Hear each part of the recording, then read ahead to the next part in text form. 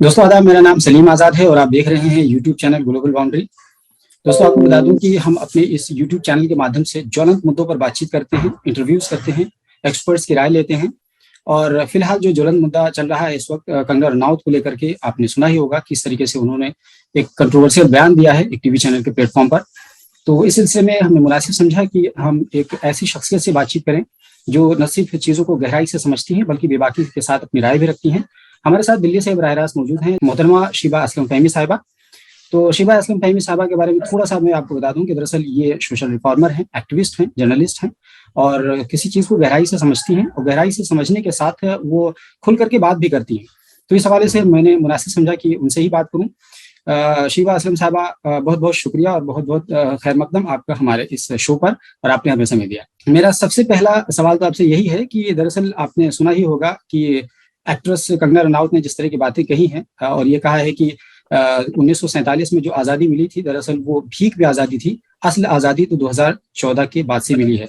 तो सबसे पहला आपका इस पे क्या रिएक्शन होगा? देखिए, ये हम लोगों को कुछ पागलपन जैसा लग रहा है, लेकिन इस पागलपन के पीछे, इस मैडनेस के पीछे मेथड है। और ये मेथड जो है पूरे समाज को उसकी ज़हनसाज़ी करने के नज़रिए से किया जा रहा है। इसमें कुछ भी पागलपन नहीं है, ना इसमें जहालत है, ना इसको आप इस नज़र से देखें कि वो एक जहालत का सबूत दिया है। ये सारी चीज़ें सोच समझ के करवाई जा रही हैं और की जा रही हैं। ये दौर जो है वो सभी तरह की जो हकाइक हैं, जो सच्चाइयाँ हैं, उनको किडनैप करके, उनको मस्क करके नई तरह की बातें रखने का, नए गढ़े हुए फैक्ट्स रखने का, दलाइल रखने का ये काम बहुत तेजी से चल रहा है भारत में। और हम लोगों ने सोशियोलॉजिकली जब हम इसको समझने की कोशिश करते हैं तो बाकायदा पोस्ट ट्रुथ जिसे कहते हैं, अनट्रुथ तो एक चीज हो गई, लेकिन पोस्ट ट्रुथ यानी कि आप किसी भी चीज को, किसी भी मुद्दे को उठा करके उसको, उसकी ऐसी उलटबाजी कीजिए कि उसको सर के बल खड़ा कर दीजिए और फिर उस पर सारी बहस हो और धीरे धीरे कुछ लोग आ जाएंगे जो उसको जस्टिफाई करेंगे और धीरे धीरे उसको कॉमन सेंस बनाया जाएगा। तो झूठ का कॉमन सेंस जो है वो इन्हीं तरीकों से बनता है। बहुत से लोग आएंगे जो इसको अपने नजरिए से जस्टिफाई करने की कोशिश करेंगे कि भाई ये आजादी कहाँ है, इसको कुछ ऐसे बयानों से, पिछले बयानों से जोड़ेंगे कि देखिए फला ने भी तो ये उस वक्त कहा था कि ऐसी आजादी से क्या फायदा है, ऐसी आजादी। तो ये हमारे पूरे डिस्कोर्स को, पूरे नैरेटिव को चेंज करने के लिए हो रहा है और ये बहुत संजीदगी से हो रहा है। इस देश की बहुत बड़ी आवाम को जाहिल रखा गया, वो किसी भी तरह के इदारों में नहीं गए हैं। जो बच्चे, उनको बिल्कुल नहीं पता है कि इस देश की जो तारीख है, हिस्ट्री है, वो क्या है। और उनके सामने जब कुछ इस तरह का सामने आता है, वो पढ़ नहीं सकते, वो लिख नहीं सकते, वो सिर्फ सुन सकते हैं और देख सकते हैं। तो ये दृश्य और श्रव्य माध्यम, जो ऑडियो विजुअल मीडियम है, उसके जरिए उनको अब यह पहली बार एहसास हो रहा है कि अरे हम भी जान रहे हैं कि हमारे मुल्क का इतिहास क्या है, विगत में हुआ क्या था। तो इसको आप इस नजर से देखें कि ये पूरा मेथड है और ये कई जगह का काम मिलाया गया है। एक दूसरी बात यहाँ पर जरूरी है कहने की कि देखिए हमारी जो भाषा है, जो लुगत है, उसको पूरी तरह से हाईजैक किया जा रहा है। यानी कि जो लफ्ज है उसके मायने बदल दिए जा रहे हैं। तो इस पर मैं आगे बात करूंगी कि किस तरह से लुगत के मायने। तो बेसिकली आप एक तरीके से ये कहना चाह रही हैं कि जिस तरीके से माजी में बीजेपी के एक रहनुमा आनंद कुमार हेगड़े ने बयान दिया था और वो कहा था कि संविधान को बदलने की जरूरत है, और इससे पहले हमने साक्षी महाराज का, जो बीजेपी के एक नेता है, उन्नाव से सांसद हैं, उन्होंने भी कहा था कि 2024 के बाद में कोई इलेक्शन नहीं होंगे या इस तरह की बातें। तो क्या इसको एक एक्सटेंशन के तौर पर देखा जाए? सलीम साहब, मुझे लगता है कि संविधान को बाज़ाब्ता बदलने की उन्हें कोई जरूरत नहीं है। संविधान में जो भी उम्दा बातें हैं, खासकर हमारे जो अवाम के लिए जो फंडामेंटल राइट्स हैं, जो सबसे ज्यादा अहम वो हैसियत रखते हैं किसी भी नागरिक की जिंदगी में, उन सब को मस्क करने के लिए गवर्नेंस बाय रूल हो रहा है। Governance by rule, which type of rules? आप देखिए यूएपीए आता है, यूएपीए आने के बाद सारी की सारी आपकी जो आजादियां हैं वो गिरवी रख दी गई हैं। आप ये देखिए कि बीएसएफ जो एक पैरामिलिट्री फोर्स है, उसको सिविलियंस के ऊपर छोड़ दिया गया है कि तुम सिविलियंस सिविलियन जो चुनी हुई सरकार है, जो रिप्रेजेंटेटिव हैं, और उनके जो फैसले हैं उनको आप मस्क कर सकते हैं और बीएसएफ को सामने ला करके सेंट्रल एजेंसी के तौर पे, सेंट्रल फोर्स के तौर पे वहां पर जो चुनी हुई सरकार है सूबे की, उसका जो मैंडेट है उसको भी चोट पहुंचाई जा रही है। तो ये जो हम सोचते हैं कि किसी दिन जैसे 370 हटाई गई उस तरह से ये संविधान हटाया जाएगा, ऐसा नहीं होगा। संविधान धीरे धीरे हटाया जा रहा है और कोई कुछ उसमें कर नहीं पा रहा है, क्योंकि ये सारे जितने भी कानून साजी इस तरह की हो रही है, आप ये देखिए जो कृषि का कानून है, जो इसके अलावा भी सीए एनआरसी है, ये सारे कानून लाए ही इसलिए जा रहे हैं कि जो हमारे फंडामेंटल राइट्स हैं ये उनको ओवरराइड करेंगे। तो उसका इंतजार मत कीजिए, आपका संविधान साइडलाइन किया जा रहा है, उसकी अहमियत को खत्म किया जा रहा है, और ये गवर्नमेंट को सूट करता है कि वो दुनिया को दिखाने के लिए कहती रहे कि देखिए हमारे पास ये शानदार किताब है जिसमें ये सारे अधिकार सुरक्षित हैं, और अंदर से वो इस तरह के नागरिक विरोधी कानून ला करके नागरिकों के सारे अधिकारों को रौंद दे। तो ये दो मुँहे लोग हैं, ये एक तरफ यूनाइटेड नेशंस में जाके ह्यूमन राइट्स की बात करेंगे और यहाँ कासगंज करेंगे तौसीफ के साथ, तो ये दोनों चीजें एक साथ चलती हैं इनके यहाँ। तो बेसिकली आप ये कहना चाह रही हैं कि सडन कोई चीज नहीं होगा, लेकिन रफ्ता रफ्ता एक तरीके से आपको धीरे धीरे सहज बना दिया जाएगा और आपकी एक्सेप्टेंस पैदा कर दी जाएगी समाज में, और इस तरीके से मामला कर दिया जाएगा कि किसी को लगेगा भी ना कि तब्दील हो रहा है, लेकिन चालाकी के साथ, चतुराई के साथ वो तब्दील भी हो जाएगा। आप ये कहना चाह रही हैं? एक्सेप्टेंस की भी कोई बात नहीं रह गई। देखिए सीए एनआरसी हुआ, वो लेकर के आए, कृषि कानून वो लेकर के आए, यूएपीए वो लेकर आए, तो ये हालांकि यूएपीए एक फॉर्म में पहले भी था, जी बिल्कुल, तो अब दोबारा वो जिस रूप में आया है वो कितना नागरिक विरोधी है। तो ये इसको वो आपकी मर्जी नहीं पूछ रहे हैं, ना कानून साजों की मर्जी पूछ रहे हैं, ना वो किसी एक्सपर्ट कमेटी में जाते हैं वो बिल जिससे कि उस पर ठीक से बात हो सके। आप देखिए कृषि कानून इस देश का बहुत बड़ी तादाद इससे अफेक्टेड होने वाली है और वो मान नहीं रहे। तो नागरिक की जो हैसियत है वो सरकार की नजर में खत्म होती जा रही है।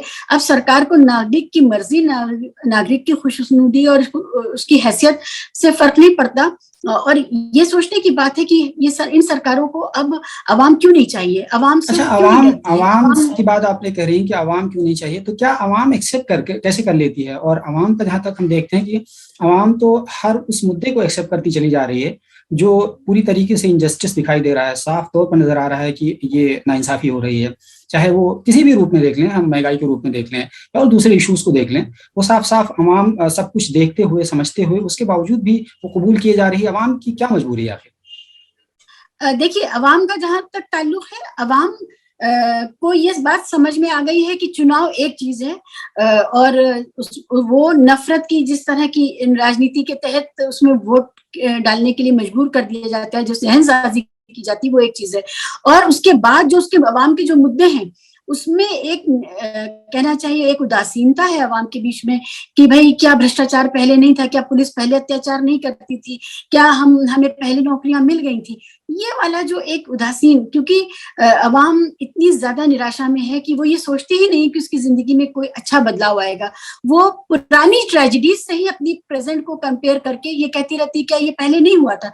ये बिल्कुल वैसा ही है कि हम किसी अच्छी चीज, किसी बेहतरी की तरफ दे जाए ही ना और हम वॉट अबाउटरी करके हर चीज को जस्टिफाई करें कि देखिए पहले भी तो ये हुआ था तो अब ये हो रहा है। तो ये अवाम को की जहनसाजी इसलिए इस तरह की गई है कि वो अपने लिए कोई भी बेहतर बात सरकार से मांगे ही ना। वो सरकार जो कर रही है उसमें जो नफरत का जो उसने एक खेती की है, वो बस उसी से खुश हैं कि देखो मुसलमानों की चूड़ी टाइट की जा रही है, मुल्लों को औकात बताई जा रही है और ये इन लोगों को काबू किया जा रहा है। तो देखिए योगी साहब अपनी चुनावी रैली में चीफ मिनिस्टर बनने से पहले ये कहते हुए आए थे कि अगर एक हिंदू महिला उठाई जाएगी तो हम 100 मुसलमान औरतों को उठाएंगे। वो ये नहीं कह रहे थे कि हम अपराध कम करेंगे, अगर किसी ने ऐसा अपराध किया तो हम उसको सख्त से सख्त सजा देंगे। वो ये कह रहे थे एक अपराध के बदले हम 100 अपराध करेंगे।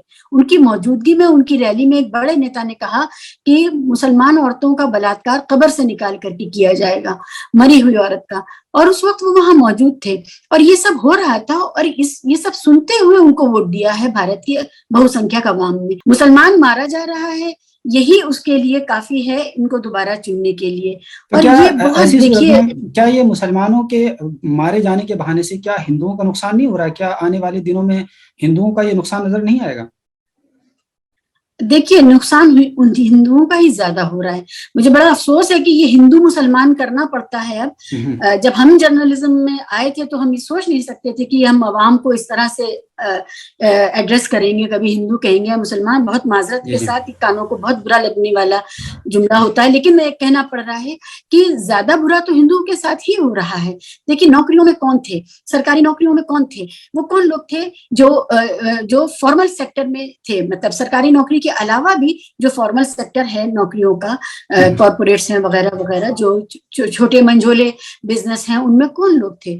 ठीक है, तो ये सारा। उसके अलावा आप देखिए पिछले 8-10 सालों से आप देख लीजिए कि व्यापम के मामले में जो ऑफिशियली जो डेथ्स हुई हैं 100 से ज्यादा हुई हैं, तो उसमें मरने वाले कौन है? और वो सब बहुत असरदार पढ़े लिखे, मतलब कोई गवर्नर का बेटा है, कोई एमपी का बेटा है, कोई डीएम है, इस तरह के लोग मारे गए हैं। अगर आप देखें कालबुर्गी से लेकर के गौरी लंकेश और कंसारे और दाभोलकर, ये सारे के सारे लोग, जज लोया, आप उनका देख लीजिए। जो कृषि कानून में जो सारे लोग मारे जा रहे हैं पिछले 1 साल से, जो तकरीबन 1 साल से कर रहे हैं आंदोलन, उसमें कौन लोग मारे गए? इससे पहले जो आत्महत्याएं, अभी देखिए किसानों से ज्यादा व्यापारी आत्महत्याएं कर रहे हैं, उनको मरने के लिए मजबूर किस व्यवस्था ने किया है?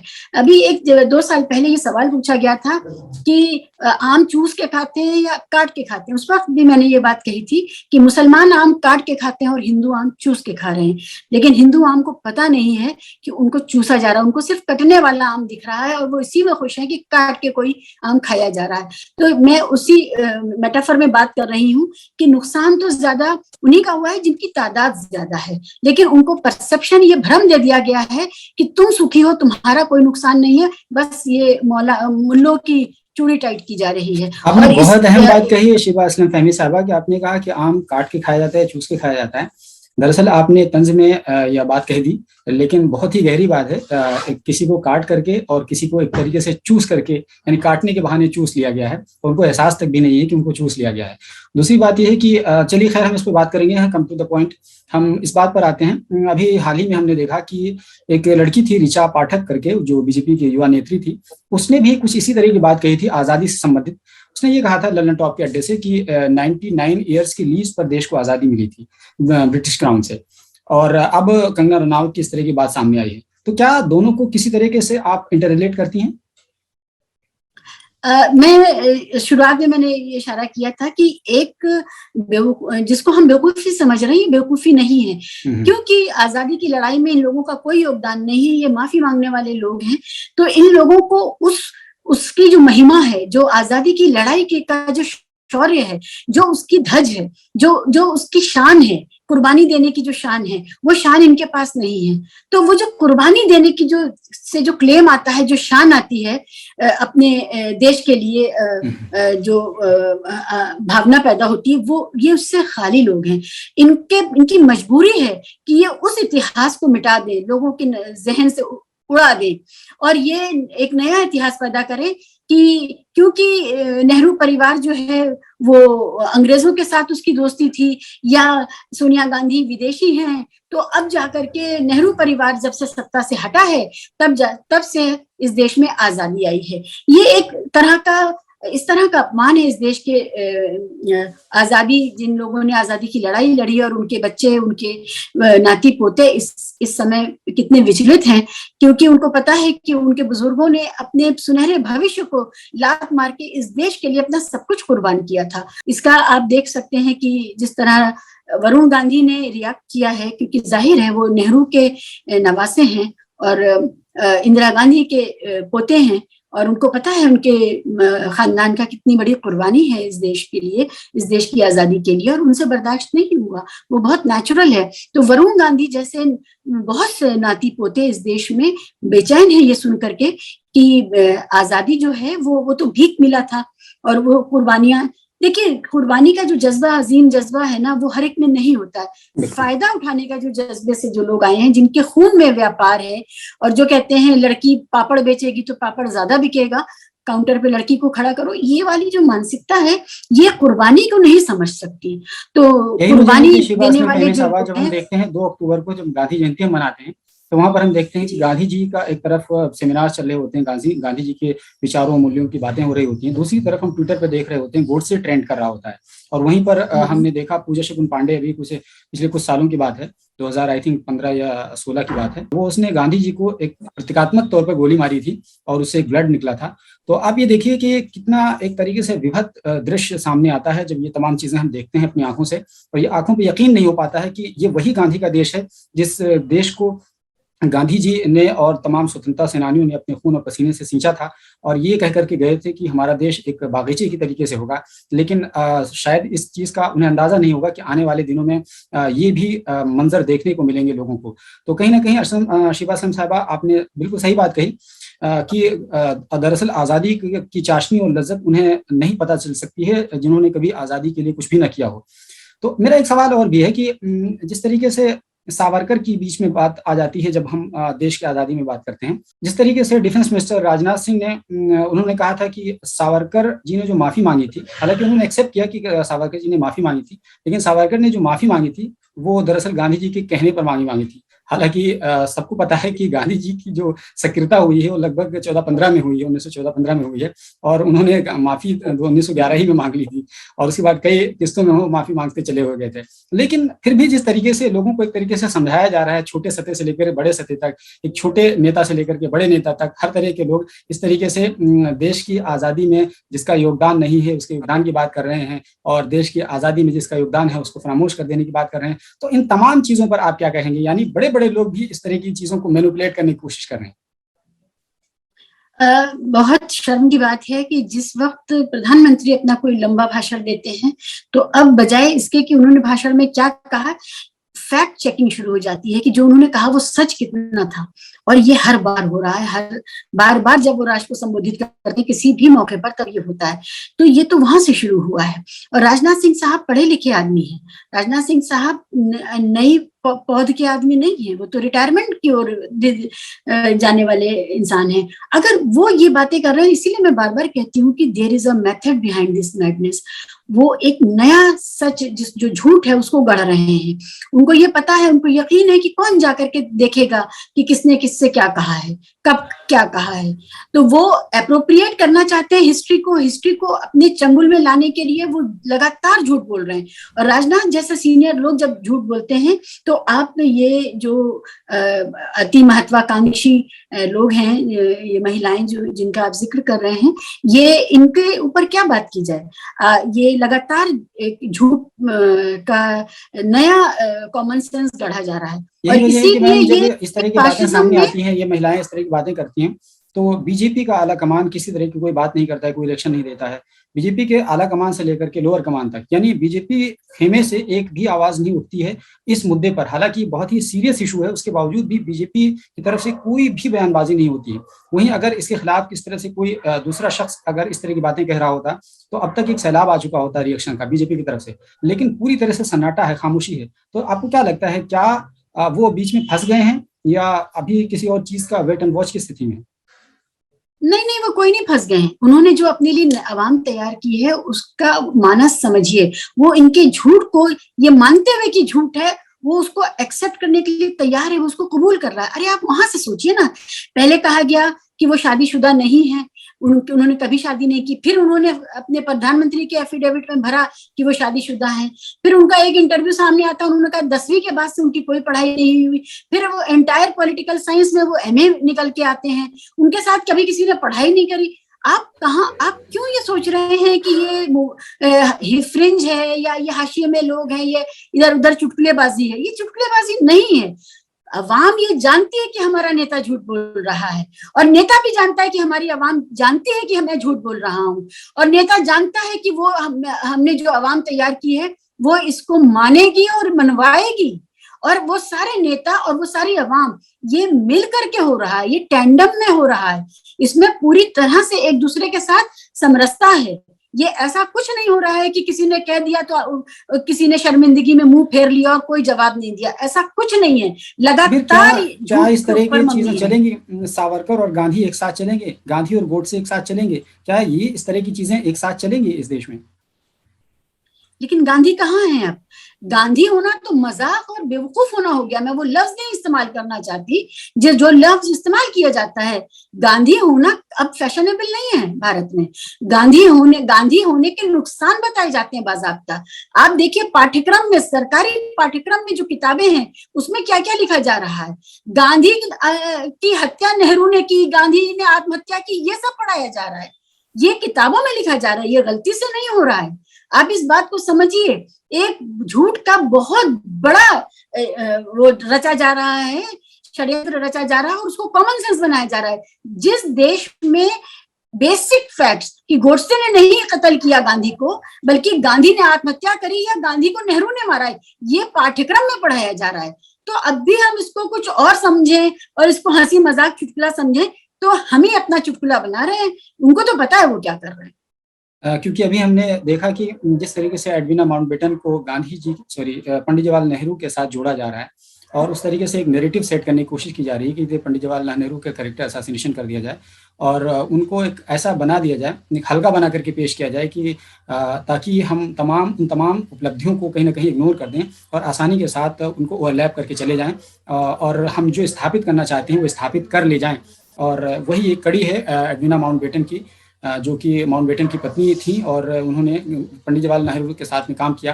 तो किस तरीके से आप इस चीज़ को कैसे देखते हैं कि पुरानी चीज़ों को खोद ला करके पंडित जवाहरलाल नेहरू के साथ में चस्पा की जा रही हैं? इसमें आपको कितनी सच्चाई नजर आती है और कितनी चतुराई नजर आती है? देखिए, स्त्री पुरुष संबंधों को लेकर के ये संगठन जिसको हम आरएसएस के नाम से जानते हैं और उनके अनुवांशिक जो संगठन है वो बहुत असहज है।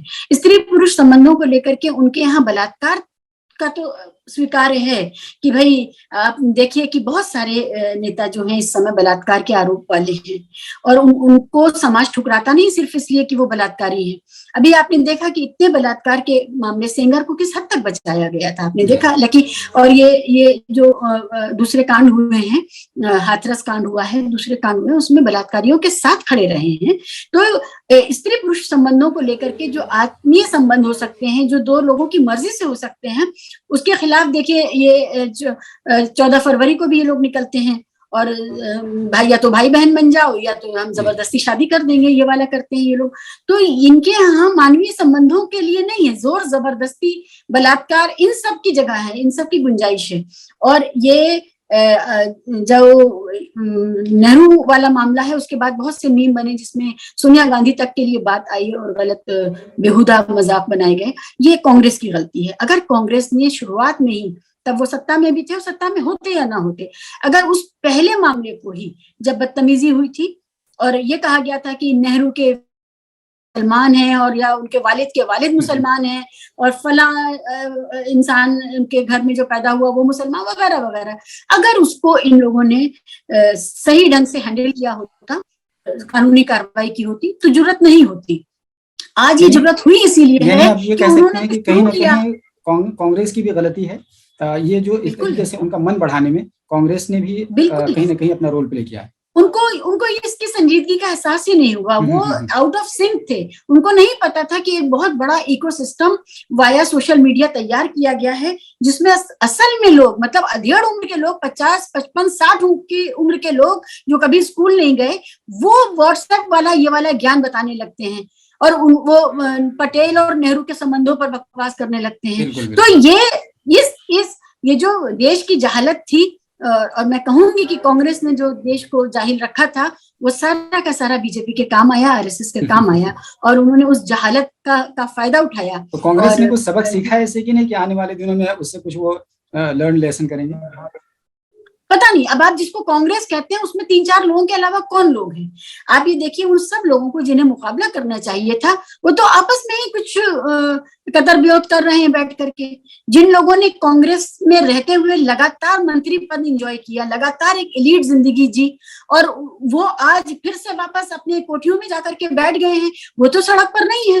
कांग्रेस में मेहनत के नाम पे तो अब अभी के लोग, जो राहुल और प्रियंका और उन्होंने जो अपना एक सिस्टम बनाया है, कुछ लोगों को चुना है अपने साथियों के तौर पे, वो कर रहे हैं। जिन्होंने 50 साल 60 साल कांग्रेस में रहते हुए मंत्री पद की, सीनियर कैबिनेट मिनिस्टर की मलाई चखी है, वो लोग क्या कर रहे हैं? वो चाहे कपिल सिब्बल साहब हो, चाहे सलमान खुर्शीद साहब हो, चाहे चिदम्बरम साहब हो, इन सब लोगों को आपने आखिरी बार कोई एक ढंग का बयान देते हुए कभी सड़क पर देखा था? नहीं देखा था।